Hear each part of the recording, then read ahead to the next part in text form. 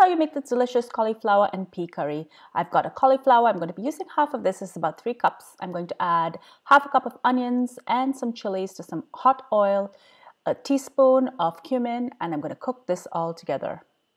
Now I'm going to add my cauliflower. I'm going to allow this to sit so the cauliflower gets a little bit scorched at the bottom.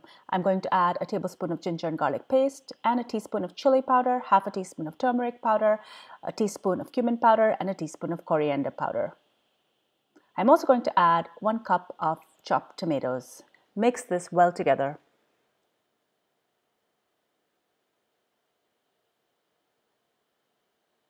Now I'm going to add a cup of coconut milk, a cup of water, as well as some salt to taste. I'm also going to add half a cup of green peas. Allow this to cook and simmer, and this is then ready to eat.